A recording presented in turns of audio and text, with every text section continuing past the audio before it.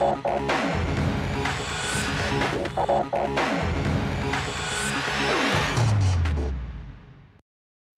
сега при мен в студиото е адвокат Златан Златанов. Здравейте, Здравейте. Добре дошли. Добре. Юрист, политик, какво ли още да добавим и други неща, но ще говорим за избори, затова стигам и спирам до тук. Представител на политическа партия Възраждане, бюлетина номер 3, водач на листата в 19-ти МИР, град Русе. За пети подреден път вече. Да, и бяхте и депутат в 48-ми. Народен представител. Тази дума депутат ми е малко така... Добре, преди малко спорихме за тази дума. Добре. Прие гражданствено. Сега виждате колко много нови думи се появиха. Знаете, академика Александър Тодоров Балан, който държи линията за чистотата на български език, дори до такава крайност, че обича да нарича кибрита драсни пали клечица, защото кибрит е все пак арабска дума. Да. Така че нека да наричаме народните избраници народни представители.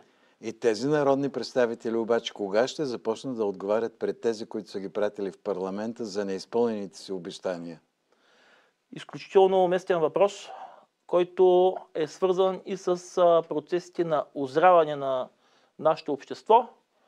Аз ще ви отговоря, че тези народни представители, които са в Народното събрание, ще започнат да отговарят пред своите избиратели тогава, когато народните представители са избрани от единствената национална политическа сила Възраждане, която е единствената автентична българска политическа сила, която е създадена от здрави народностни пластове, от хора, които са от средата на този наш обременен и страдал от труден народ, който през последните не 50, не 100 години, през последните 600 години е обект на плечкосване и от юго-исток, и от запад. Ние знаем историята за венецианците и за генуезците, които са правили набези преди да дойдат тук османските турци. И това в момента плечкосване продължава и по атлантическа линия. Ние трябва да се осъзнаем като нация и да стъпим сами на себе си на това, което сме като принос в световната култура и цивилизация и да придобим едно собствено самочувствие, да спрем да изпълняваме команди от вънка, от страна на брюкселските хомосексуалисти и разни други подобни изчадия. С какво намерение влезохте в тази битка отново? Господин Колев, аз не съм излизал от битката. Да. Аз съм в битката още откакто бях гимназист и тогава се записах в тогавашното ВМРО, където се запознах и с нашия лидер Костадин Костадинов. Той беше лидер на студентския съвет в Великотърновския университет и на младежката организация в Велико Търново, а аз в Русе. И двамата бяхме влезли в ВМРО, водени от идеализъм, като естествено ние се сблъскахме с грубата реалност, че това е една фантомна, фалшива структура, която няма нищо общо с историческата такава на Тодор Александров, на Лънче Михайлов. И след това доктор Костадин пое знамето на борбата, което беше... С две думи, тъй като това е малко извън темата на разговора, отмяната на регистрацията на българския клуб в Скопие, как го коментирате накратко? Това е удар по нашето национално достоинство и ние, ако сме държава, в истинския смисъл на думата, ако сме народ със самочувствие, ще отстоим нашите интереси, тъй като Македония е сърцето на българската държавност, така както и Киевска Рус е сърцето на руската държавност. Няма какво да се лъжим, това са изкуствени държавни формирования, формирани под влияние на геополитически визии, които са противни на единна континентална евразийска Европа и които посредством сепариране на нациите желаят да поддържат оси на противоречие и конфликти с цел отслабване на европейското единство. Добре, понеже заговорихте за това, днес президента Радев каза, че ако продаваме оръжие на други страни, ще искаме да не отиват в Украйна. Изключително умно, уместно държавническо изказване. Ние имаме своите критики към президента Радев, няма да се връщаме на тях, но конкретно в случая това е правилно. Тъй като нека да се върнем в историческата мисия на българския народ. Ние знаем кои са седемте седмочисленици. Климент Охридски, Методий, Наум, Сава, Ангеларий, които са дали, чет мое писмо, които са автори на глаголицата и на кирилицата, на която азбука пишат и в Украйна, и в Русия, и в Монголия. Ние сме дали на тези народи религия, писменост и култура. И тези два братски народа в момента се избиват по най-дивашки начин, подкладени от външни интереси на международния финансово-спекулативен капитал. И ние като нация не бива да продаваме смърт, а напротив, ние трябва да продължим нашата историческа мисия. Така както на времето сме дали култура, сега следва ние да поемем щафетата, да бъдем един посредник, няма да използвам думата медиатор, посредник в уреждането на мирните отношения. Разбрахме, да, че така трябва да се говори. Защото това са братски народи. И конфликта беше разпален много добре, знаем, от желанието на точно тези международно-финансово-спекулативни кръгове, които сложиха сенилния старец Байден начело на президентския стол в Вашингтон и които сега кръгове виждат, че тяхното световно господство издиша поради факта, че то се крепи на печатането на пари, които са без никаква стойност. 4 банки, мисля, че фалираха в Щатите, 2 в Европа, 1 в Гърция. Това се дължи на факта, че те имитират долари без покритие. Путин им спря зърното, желязото, нефта, нямат обезпечение. И тези кръгове в момента, те нарочно поощряват тази война. И не случайно, ако видите хронологията на събитията, в Америка искат да арестуват бившият президент, за мен и законен президент Доналд Тръмп. Да. И същевременно тези сатанисти си позволяват и да издават някаква абсолютно невалидна заповед за арест на законно избрания руски президент Путин. Това е една линия, която е изключително опасна. Като казахте Путин, днес унгарското правителство е решило, че ако той отиде в Унгария, няма да бъде предаден на наказателния съд в Хага.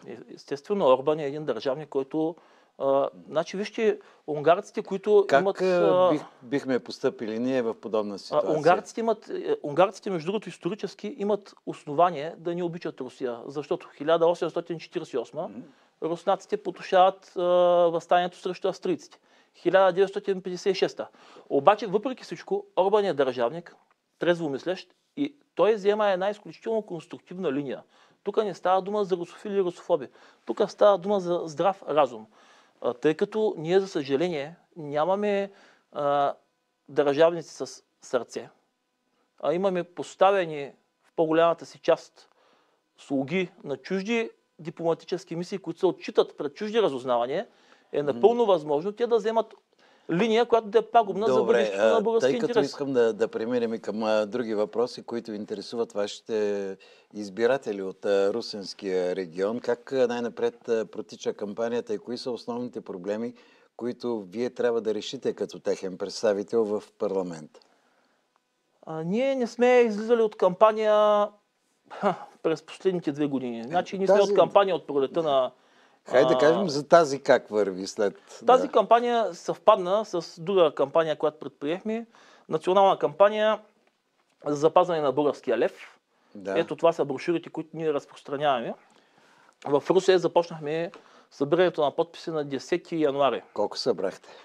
Близо 13 000 подписа, като държа да благодаря на хора като Богомил Тодоров, Таня Русева, Петя Ковачева, Светла Методиева, Мирослав Александров, също така на Пламен Порчев, на нашият младежки председател Тодор Савов, които в изключително сурови зимни условия, на Анелия също така Христова, които в изключително сурови зимни условия при минус 8, минус 10 градуса, тези хора стояха в студ, събираха подписи, обикаляха, водиха, между другото, и просветна дейност, защото да събереш подпис от човек, който не е убеден за това нещо, е трудно. Ти трябва да го артикулираш, да го убедиш, ти отделяш време и енергия, което е изтощаващо. Тези хора, това острие от 8-10 човека, които увлякоха след себе си и около още 30 човека да събират подписи, успяхме да съберем близо 13, гоним вече към 14 000 подписа. Добре, да се върнем отново в Русия проблемите, защото това интересува хората. Най-вече, кои са основните проблеми, които трябва да бъдат решени? С кой бихте започнали парламента? Русия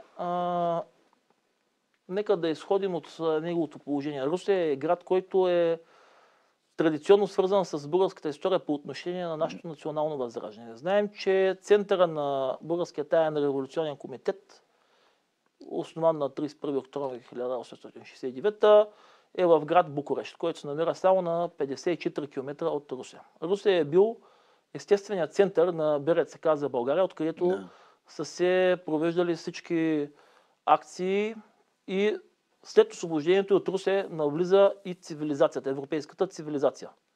Тогавашна. В Русе знаем, че е първата бирена фабрика, първото кино, първата железница в България. Няма да изброявам. Русе-Варна. Барон фон Хиршовата железница. Но Русе днес, за съжаление, не е този град, който е бил в миналото. А защо не? Защото има стечение от обстоятелства и фактори, които мога да ги изредя за около 2-3 минути, ако имам време. По-накратко, защото трябва да ви попитам и как може да стане. Русе беше на първо място по концентрация на тежката промишленост 1989 година. Днес заводи, като комбината за тежко машиностроение, Дунавия, Дунавска Куприна, Петър Караминчев, корабостроителницата, също така хлебна мая, Спарки, бившата машинна фабрика Мюлхаупт, са или окончателно преминали в историята и несъществуващи, или работят на много минимален капацитет от това производство, което е било. Да не забравяме и ЛВЗ, локомотивно-вагонния завод, построен 1866 година във връзка с железницата Русе-Варна.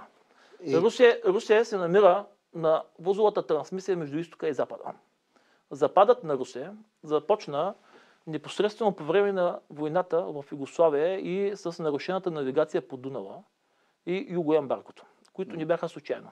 Ние знаем, че войната в Югославия целеше да се обслужат интересите на финансово-спекулативния капитал, във връзка с това да се прекъсне трансмисията между Русия и Германия, респективно Австрия. Русия като един град, който се намира по средата на това транспортно трасе, пострада много. Това е следствие на геополитически реалности, но и следствие на немърливост от страна на централната власт в София, която винаги е недоглеждала с добро око към Русе и която примерно отне на Русе правото да бъде център на апелативен съд. Въпреки че преди 1944 година примерно в България е имало 3 апелативни съдилища. Едното е било в София, другото е било в Пловдив и другото е било в Русе. Да. Окръжният съд, който е бил във Варна, е бил под юрисдикцията на апелативния съд в Русе. Сега мисля, че сега нямате апелативен. Нямаме апелативен съд, въпреки че имаме страхотна сграда на съдебната палата. Това е във Велико Търново, мисля, най-близкия. Да, където, между другото, сградния фонд не може да се сравнява с този, който е в Русе. Русе не е център на данъчна администрация. Русе дори не е център и на басейнова дирекция. Русе, който е най-големия град. Добре, какво трябва да се направи? Вие за какво бихте се борили? Първото, което трябва да направим е да спасим България. Не можем, за съжаление, не можем да си позволим лукса в момента всеки да дърпа чергата към себе си на регионално ниво, защото България закива. Ние трябва да възвърнем националният суверенитет и след това да мислим за едно планирано райониране и развитие в страната, защото в момента нашата родина представлява, знаете ли какво представлява, господин Колев? Представлява едно тяло, слаботелесно тяло с тънички, хилави ръчички и краченца и една много голяма глава, София. Не може 2 милиона души да са в София, тук да се задушават, а в провинцията да има пустеещи селища. Площи. Русе в момента, за съжаление, може да констатираме, ние сме правили наша успоредна статистика, е под 100 000 души. Голяма част от младежта избяга отдавна. От моя клас в основното училище, а и от други класове, от 30 човека, в Русе сме 5 човека. От гимназията, където учих, същата работа. От завършващите даден випуск, близо 80% изтичат. И този вакуум няма да се запълни с жители от съседните общини и области, защото там също вече няма население. Раждаемостта е с отрицателен приръст. Ние намаляваме с 15 човека на час. Като всъщност реално намаляваме с 19, но се раждат 4, от които 4 знаем, че болшинството дори не са българчета. Добре, това е много важно, което казвате и трябва наистина да го... Трябва да се... Този отслабен национален организъм трябва да се пребори със своето имунно заболяване, което беше превнесено от външни паразитиращи организми. Ние трябва да възвърнем нашата енергийна независимост, трябва да възобновим нашето животновъдство. Не може от 400 хиляди тона месо, които се консумират в България годишно, 300 хиляди тона да бъдат внос. Ние имаме около половин милион агнета. В съседна Румъния имат 20 милиона глави. За какво говорим? В тази връзка как можем да съхраним патриотизма и да го развием? Защото ако го няма и него, къде отиваме? Патриотизма, това са червените кръвни телца в кръвта на организма. Това е естествената имунна защита на нацията. В времена на криза, в каквито се намираме. А България не се намирала в по-сериозна ситуация от тази, в която сме в момента. Ситуацията в момента е по-плачевна, отколкото 1913 година, след Междусъюзническата война. Тогава сме имали раждаемост, имали сме промишленост, левът е бил по-стабилен, имали сме армия, имали сме дипломация. Ситуацията не е била толкова плачевна и 45-та. Ние в момента сме държава на колене. Ние буквално сме исторически съпоставени с ситуацията от края на 14 век, когато знаете какво е станало. Да, така е, но искам да ви кажа, че вие като син на Тенкиса, един така от известните български реставратори, сте човек близко и до културата. Никой почти не говори за съхраняване на културата, на паметниците, даже в Русе операта, която е една уникална сграда и винаги е имало интересни постановки в нея. Миналата година изгоря, мисля, покрива или по-миналата беше. Изгоря. Да. Културата е... Какво ви завеща вашия баща? Културата е това, което аз съм успял да разбера и да стигна до този извод, е, че културата, тя е кодът на нашата колективна историческа памет. Без култура ние изчезваме. Планът Сорос, за съжаление, до голяма степен успя. Той нанеси по-голямата част от вредите. Ние можем много по-лесно да възобновим разрушеното като инфраструктура в промишлеността и селското стопанство. Но това, което унищожиха тези еничари в областта на образованието и в областта на културата, ще бъде много по-трудно поправимо. Сега, имате една минута до края на нашия разговор. Това е вашата камера. Оставям ви с зрителите. Скъпи русенци, скъпи съграждани, вие ме познавате. Аз съм роден в Русе. Учил съм в Русе и основното, и средното си образование, и висшето. В Русе работя. В Русе ми се родиха и двете деца. Бях избран за народен представител миналата година в Русе. За съжаление, нямахме възможност в продължение на 4 месеца да свършим много. Аз съм единственият водач на листа с реални шансове да влезе в Народно събрание, който е от Русе, и призовавам всички русенци да подкрепят политическа партия Възраждане, която е единственият автентичен носител на националните интереси, за да бъде България. Благодаря много. Купуването и продаването на гласове е престъпление.